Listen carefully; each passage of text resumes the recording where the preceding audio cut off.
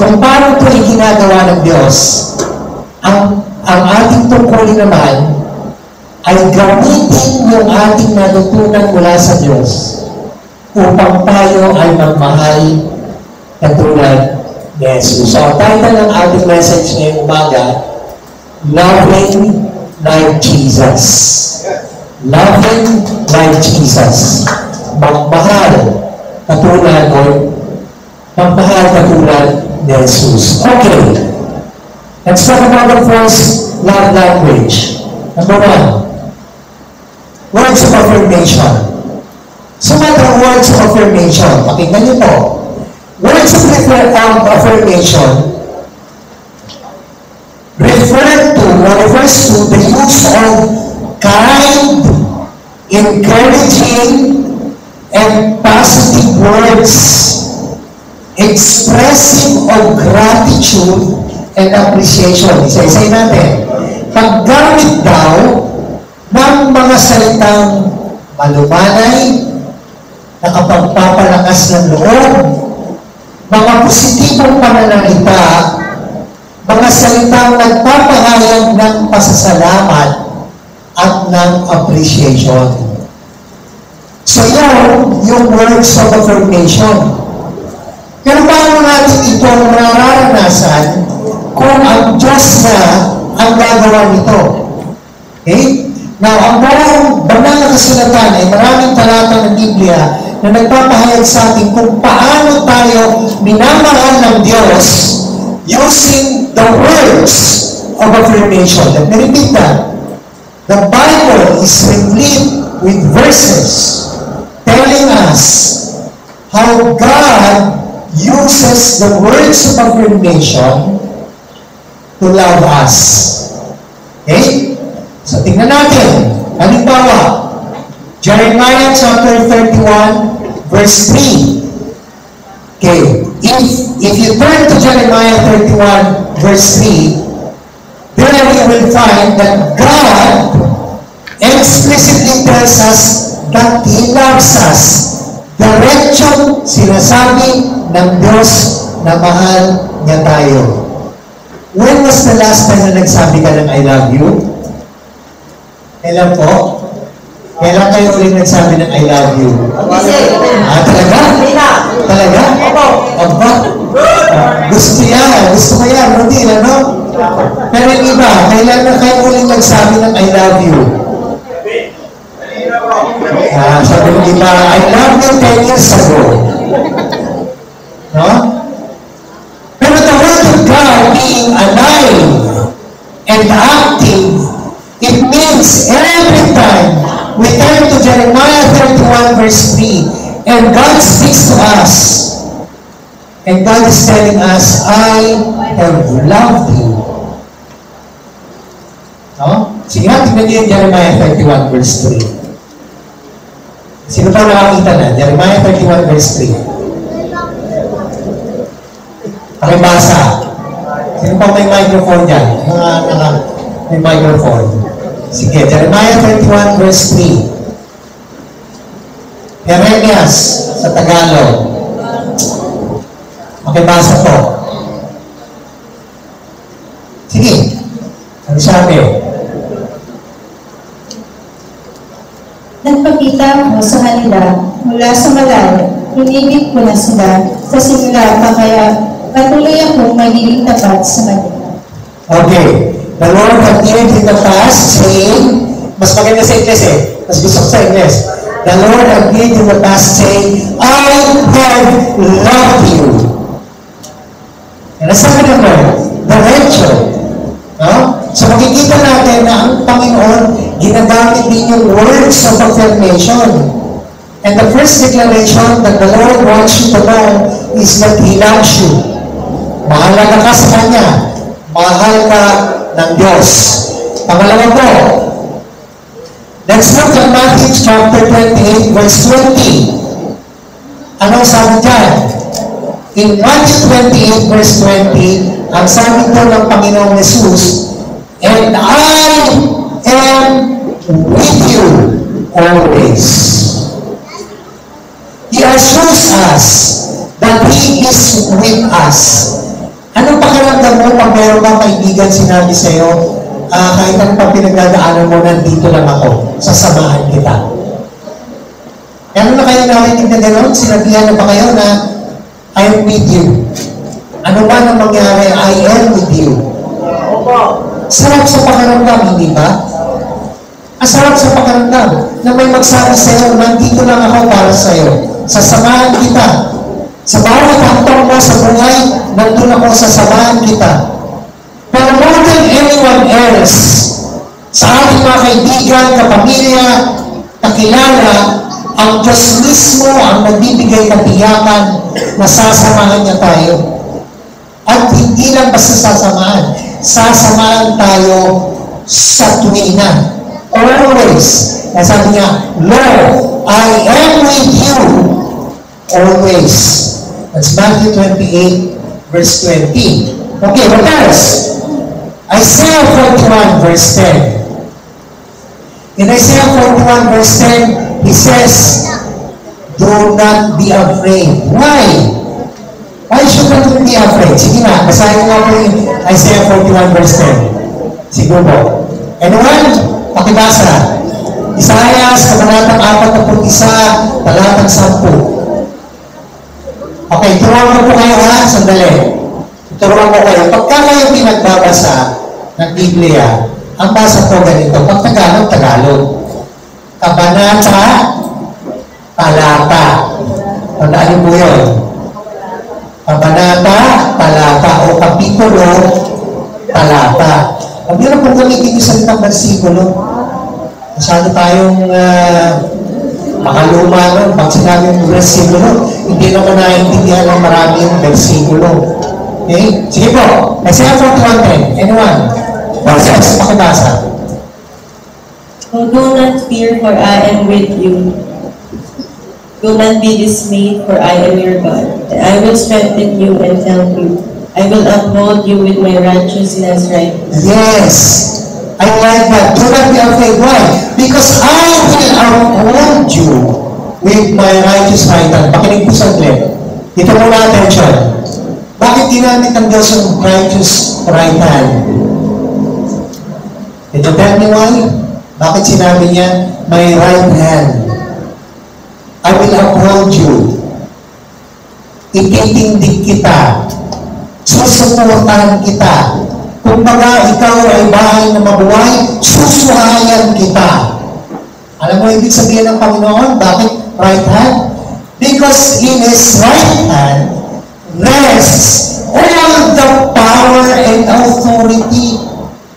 At pag sinasabi ng Diyos sa atin, babakapan kita.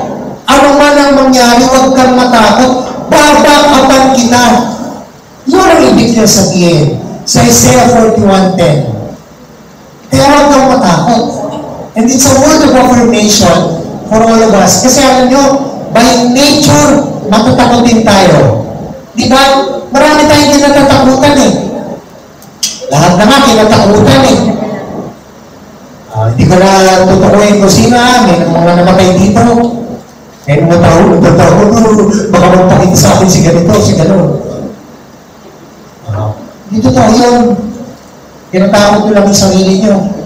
Anong kinatatakutan natin? Natatakot tayo sa kinabukasan. Bakit? Kasi hindi natin alam kung ano pwede mangyari bukas.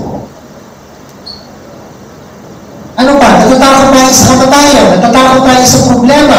Natatakot tayo sa pagkakasakit. Lahat yan kinatatakutan ng tao. Bakit ba nagpapahuli ang tao? Bakit gusto mong malaman ang kinabukasan? Bakit? Alam niyo kung bakit? Alam niyo kung bakit? Kasi gusto mong kontrolin ang pwede mangyari bukas. Hindi nga ganun ng Diyos eh. Sa Diyos walang formula. No? God is not a God of formula na kailangan gawin mo ito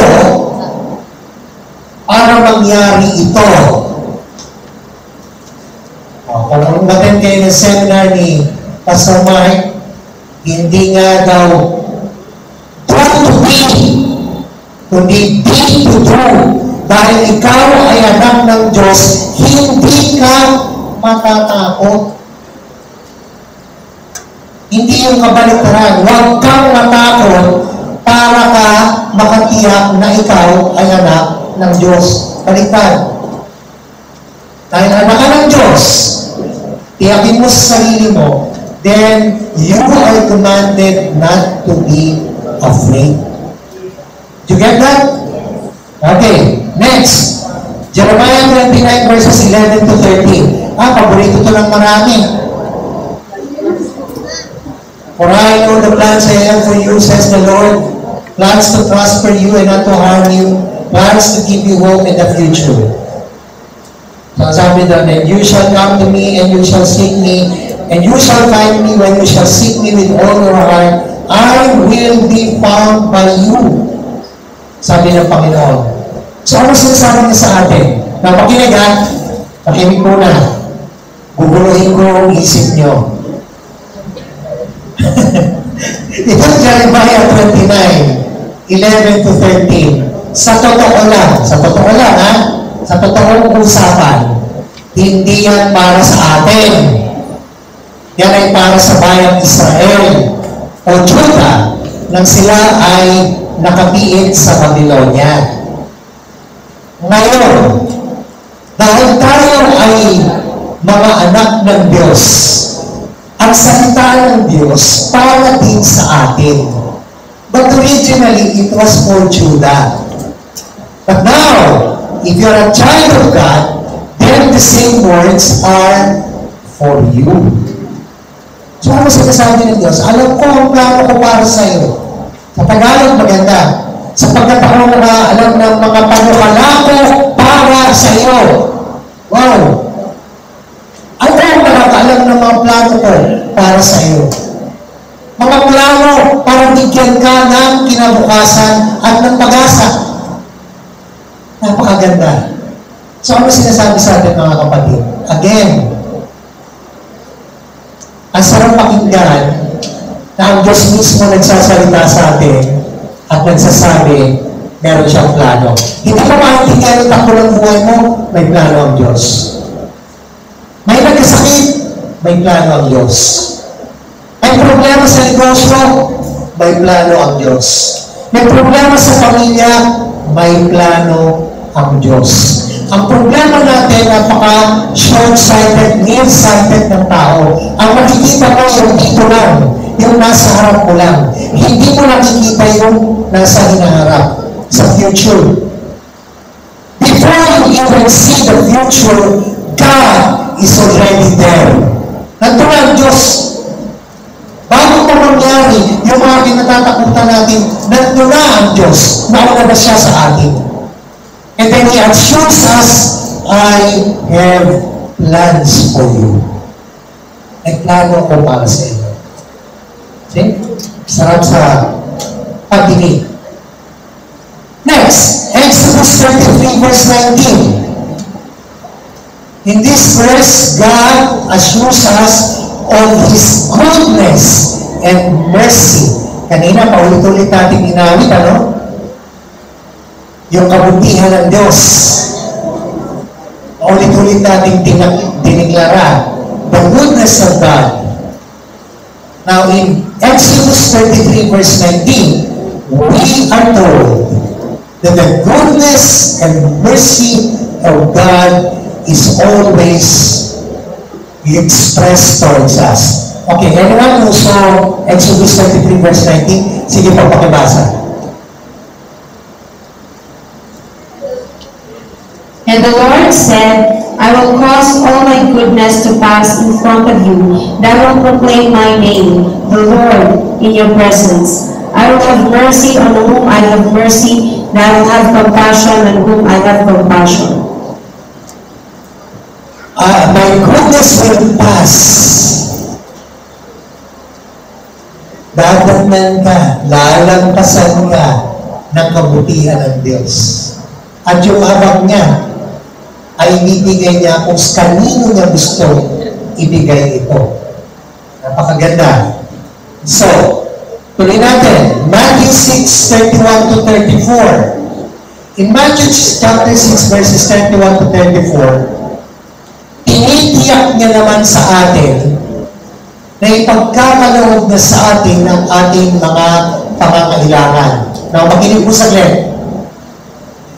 Madalas, ang nagiging problema ng tao na ito, hindi natin matukoy kung ano yung pangangailangan natin at ano yung gusto lang natin.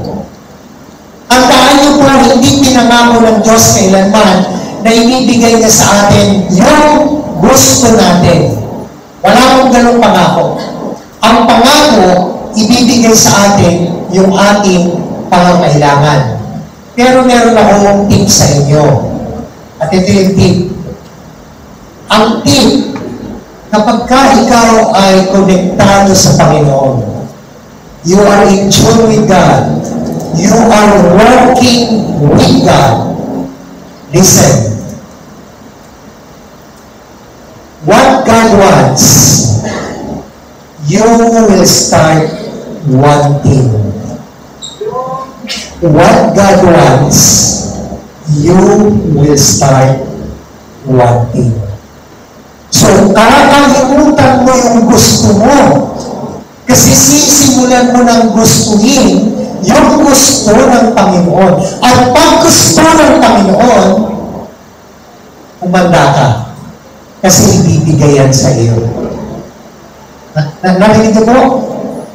Pag nagsimula kang gustuhin yung gusto ng Panginoon, ibibigay yan sa iyo. Kasi ang gusto niya, lagi para sa ikabubuti ng tao. Tandaan nyo ang commitment ng Diyos sa atin. God is committed to our utmost good. Laging ang gusto ng Diyos, ibigay sa atin yung pinakamainam. Kaya lang, kailangan imulat natin ang ating mga mata at tanungin ang ating mga sarili. No? Kung yung bang nananaig sa atin, yung gusto lang natin, o yung gusto ng Panginoon para sa atin. Okay. Anyone who saw Matthew 6:31 to 34? Sige, pakibasa. Sino? Kala ko nakita. Sino yung nabasa?